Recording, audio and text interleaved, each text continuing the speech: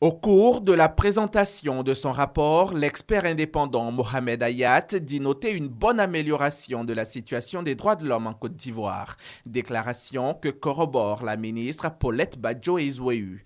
Dans le cadre de la lutte et de la protection contre les violences sexuelles, la Côte d'Ivoire a adopté le 3 juin 2016 un décret portant création, attribution, organisation et fonctionnement du Comité national de lutte contre les violences sexuelles liées au conflit. Ce comité est chargé de coordonner au sein des institutions de sécurité nationale les efforts du gouvernement en vue de prévenir les violences sexuelles et d'y proposer des réponses afin d'accroître la lutte contre l'impunité. La ministre des Droits de l'Homme et des Libertés publiques ajoute que le gouvernement ivoirien, après son adhésion au traité de Rome, a introduit les notions de crimes internationaux tels que le génocide, les crimes contre l'humanité, les crimes de guerre. Et le pays poursuit ses efforts. Il a été créé un ministère chargé de la solidarité et de l'indemnisation des victimes.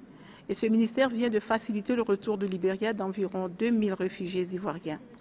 Comme vous pouvez le constater, la Côte d'Ivoire au sortir de la crise n'a ménagé aucun effort pour relever les défis énormes qui étaient les siens. Pour la ministre, ces efforts, couronnés par le repositionnement de la Côte d'Ivoire sur la scène internationale, l'inscrivent à ce jour, comme souligné par le Premier ministre le 24 juin dernier, lors de la réunion du comité directeur de l'OCDE, au rang des pays pré-émergents.